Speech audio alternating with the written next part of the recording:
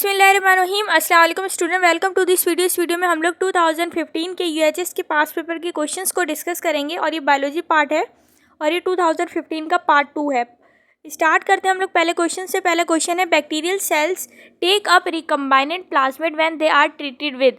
रिकम्बाइनेंट का मतलब होता है दो सोर्सेज से जो एक नई चीज़ फॉर्म हुई है उसको रिकम्बाइनेंट कहते हैं, और यहाँ पर प्लाज्मिड की बात की गई है। तो इस प्रोसेस में क्या होता है, सबसे पहले बैक्टीरिया के डीएनए में से प्लाज्मिड को निकालते हैं और उस प्लाज्मिड को एक साइड से कट करते हैं with the help of restriction enzyme, और उसके अंदर इंसुलिन जीन को एंटर कर देते हैं जो कि इंसानों से निकाला जाता है। देन प्लाज्मिड को सील कर दिया जाता है with the help of DNA ligase, and DNA ligase is a enzyme is used to seal the plasmid. अब प्लाज्मिड के अंदर इंसुलिन है और ये बन जाता है रिकम्बाइनेंट प्लाज्मिड, यानी कि दो सोर्सेज से चीज़ें ली गई हैं। उसके बाद इस रिकम्बाइनेंट प्लाज्मिड को वापसी बैक्टीरिया सेल में डाला जाता है जो कि होस्ट है, और जब वापसी डाला जाता है रिकम्बाइनेंट प्लाज्मिड को, उस वक्त इसको ट्रीट किया जाता है कैल्शियम क्लोराइड के सॉल्यूशन से, और राइट ऑप्शन है A. One of the following is made up of radioactively labelled nucleotide. Option A bacteriophage, इसमें कोई रेडियो एक्टिव एलिमेंट या रेडियो एक्टिव न्यूक्लियोटाइड नहीं होते।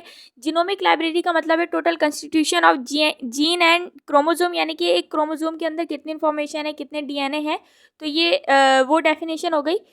और नेक्स्ट है रिकम्बाइनेंट डीएनए। पिछले ही क्वेश्चन में पढ़ा था, रिकम्बाइनेंट डीएनए का मतलब होता है दो सोर्सेज को कंबाइन करके जो डीएनए बनाया जाता है उसको रिकम्बाइनेंट डीएनए कहते हैं।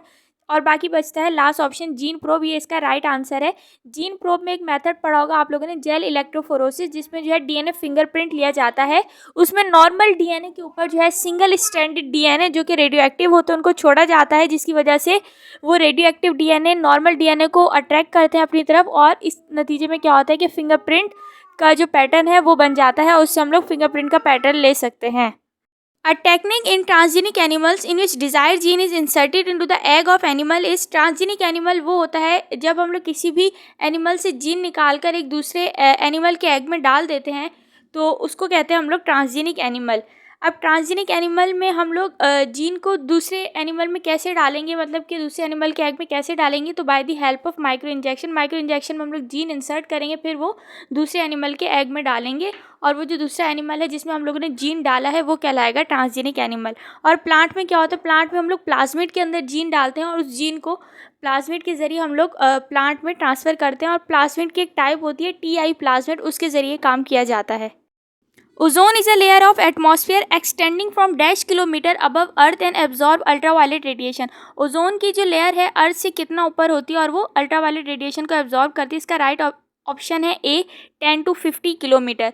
अगर ओजोन लेयर नहीं होगी या उसमें कुछ चेंजेस आ जाएंगी या कुछ होल हो जाएंगे जिसकी वजह से अल्ट्रावायलेट रेडिएशन डायरेक्ट हमारी तरफ आएगी, तो इसकी वजह से क्या होता है, सबसे बड़ी जो डिजीज़ है वो है स्किन कैंसर का ख़तरा बढ़ जाता है।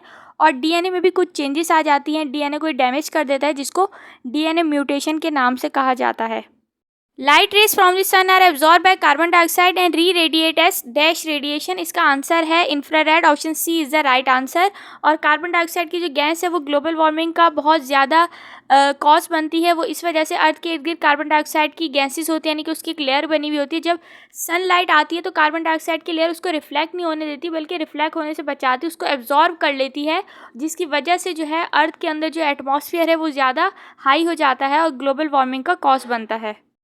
The gases which are produced by burning of fossil fuel and are responsible for acid rain are sulfur dioxide and oxide of nitrogen। Option D is the right answer. और carbon dioxide भी responsible होती है acid rain के लिए, लेकिन यहाँ पर जो राइट ऑप्शन है वो है D, option A is responsible for damaging the ozone layer. During succession the first organism that develop on bare rock are. Succession का मतलब होता है एक के बाद एक कम्युनिटी का आना, यानी कि बेटर देन बेस्ट कम्युनिटी। जब तक कि एक बेस्ट कम्युनिटी नहीं आ जाती, उस इन्वायरमेंट में फिट नहीं हो सकती, तब तक जो है एक के बाद एक कम्युनिटी एक दूसरे को रिप्लेस करती रहेंगी। अच्छा, जब एक बेस्ट और फाइनल कम्युनिटी आ जाती है उसको क्लाइमेक्स सक्सेशन कहा जाता है। यहाँ पे पूछा गया है कि the first organism that develop on bare rock are, यानी कि खुश्की पर जो फर्स्ट ऑर्गेनिज्म सबसे पहले डेवलप होता है, पहले तो इस प्रोसेस को कहा जाता है जीरोसियर। और फर्स्ट ऑर्गेनिज्म कौन सा डेवलप होता है बियर रॉक पर, lichen. Lichen is the association between the algae and fungi, और ये एक सिम्बियोटिक रिलेशनशिप होता है जिसमें दोनों एक दूसरे से फ़ायदा उठाते हैं। यहाँ राइट ऑप्शन है ए। During maternal meiosis, the non-disjunction of autosomal chromosome pair result in the formation of an egg having 24 chromosome. Non-disjunction एक abnormality को कहते हैं जिसमें क्रोमोसोम सही तरह से सेपरेट नहीं हो सकते, या क्रोमोसोम बढ़ जाएगा या कम हो जाएगा, और यहाँ पे नॉन डिस्जंक्शन किस में हुई है? ऑटोसोमल क्रोमोसोम में हुई है। तो अब हमें जो है इसका राइट आंसर बताना है। क्लाइनफिल्टर सिंड्रोम, क्लाइनफिल्टर सिंड्रोम बिल्कुल नहीं हो सकता, क्योंकि जो है क्लाइनफिल्टर सिंड्रोम जो है सिर्फ मेल में होता है, और इसमें जो ट्राइसोमिक कंडीशन होती है लेकिन ये सिर्फ मेल में होता है, और इसमें जो क्रोमोसोम बनते हैं वो बनते हैं XXY। जैकब सिंड्रोम भी मेल में होता है, ये भी इसका आंसर नहीं, ये भी ट्राइसोमिक कंडीशन है लेकिन ये इसका आंसर नहीं, इसमें क्रोमोसोम जो बनते हैं XYY। टर्नर सिंड्रोम नहीं है, ये फीमेल में होता है और इसमें मोनोसोमिक कंडीशन होती है X और O, एक सेक्स क्रोमोसोम मिसिंग होता है। ये जो ऊपर की 3 ऑप्शन है इन सब में जो है सेक्स क्रोमोसोम में डिफेक्ट आया, जबकि हमें ऑटोसोमल क्रोमोसोम का डिफेक्ट बताना है, जो कि राइट ऑप्शन है डाउन सिंड्रोम। डाउन सिंड्रोम में जो होता है ऑटोसोमल क्रोमोसोम नंबर 21 पर जो है 3 क्रोमोसोम हो जाते हैं, ट्राइसोमिक कंडीशन ऑटोसोमल क्रोमोसोम में आ जाती है, और उस बीमारी को कहा जाता है डाउन सिंड्रोम, और डाउन सिंड्रोम दोनों के अंदर होती है, मेल और फीमेल। तो option D is the right answer. Typical symptom like enlarged breast and small testis in male are attributed to, यानी कि मेल के बारे में बताया गया है, और ये सेक्स क्रोमोसोम का डिफेक्ट है, ये होता है क्लाइनफिल्टर सिंड्रोम में। डाउन सिंड्रोम में नहीं हो सकता, डाउन सिंड्रोम जो है ऑटोसोमल क्रोमोसोम पे डिफेक्ट आता है और ये दोनों में होता है।